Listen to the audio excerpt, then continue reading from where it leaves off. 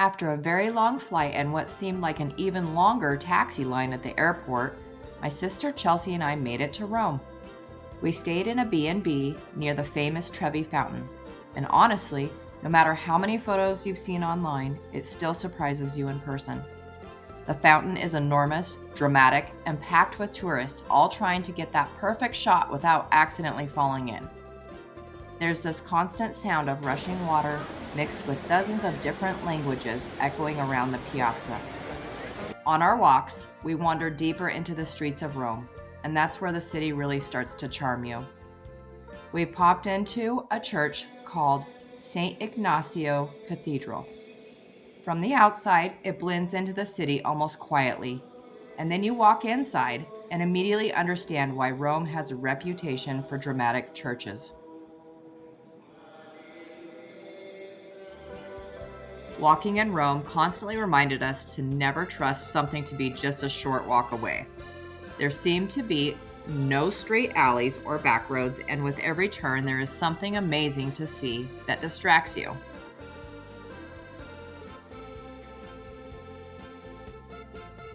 Or suddenly makes you very hungry. The incredible Pantheon. Honestly, this might be one of the most impressive buildings in all of Rome, and one of my favorites. The Pantheon is nearly 2,000 years old, which is difficult to process. Ancient Romans somehow built this massive dome without modern technology, cranes, or apparently any fear whatsoever. Walking inside feels surreal. The giant dome overhead immediately grabs your attention, and the famous opening at the top, the oculus, lets sunlight pour into the building like a spotlight from the heavens. Everything about the space feels calm and enormous at the same time. People naturally lower their voices inside because the building itself kind of demands respect. Well, except for from Chelsea. Just kidding. From there, we headed over to beautiful Piazza Navona, which might be one of the most lively squares in the city. The centerpiece fountains are stunning, especially the famous Fountain of the Four Rivers, standing proudly in the middle of the square. Everywhere you look, there's movement and energy. This is the Fountain of the Moor. It's also located in Piazza Navona. It was originally called the Seashell Fountain because of the figure of a Moor standing in a conch shell. He's wrestling a dolphin and is surrounded by 4 tritons.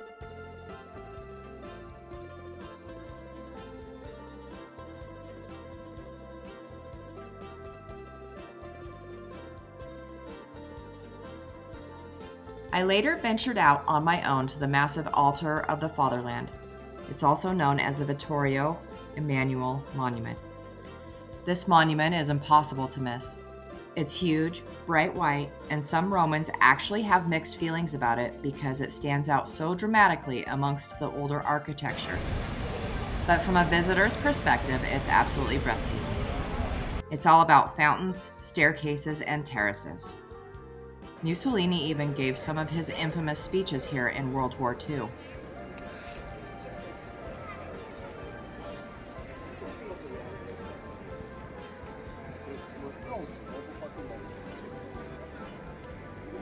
From the terraces, you can see rooftops stretching across Rome in every direction. Domes, church towers, ruins, narrow streets, and layers of history everywhere you look. It really gives you perspective on just how massive and historic this city is.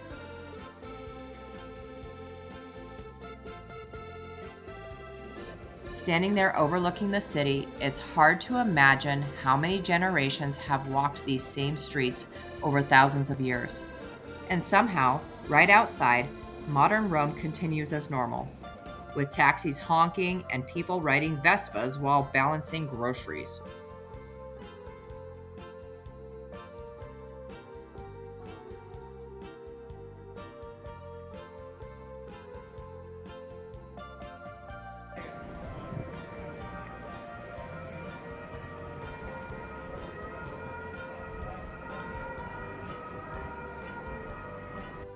Inside the monument, everything feels grand and dramatic.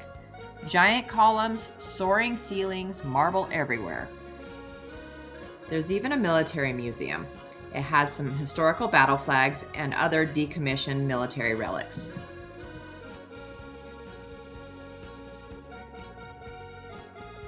After descending from the monument, I walked right next door to Santa Maria in Aracoli. This basilica feels quieter and more intimate compared to some of Rome's larger landmarks. The climb up the steep staircase definitely earns your visit, but once inside, the atmosphere completely changes. The church is said to have relics from Helena, the mother of Emperor Constantine. Tombs and sculptured floor slabs honor popes, cardinals, and nobility from the 13th to the 16th centuries. Next door to the basilica is Piazza del Campiolo, the elegant square designed by Michelangelo himself. Somehow, even Rome's public squares were designed by Renaissance geniuses. From here, the views overlooking the Roman Forum are incredible.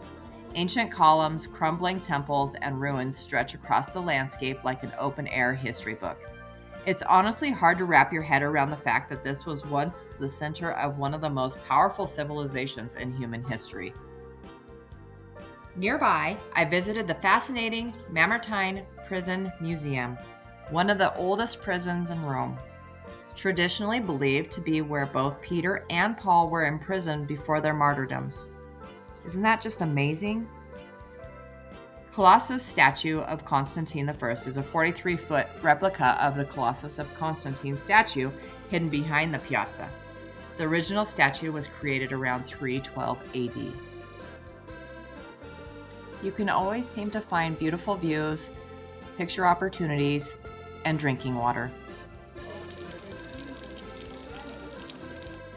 In the evenings, Rome shifts into a softer, quieter version of itself. We spent one evening picnicking along the Tiber River, where the golden evening light reflects beautifully off the water, bridges, and buildings.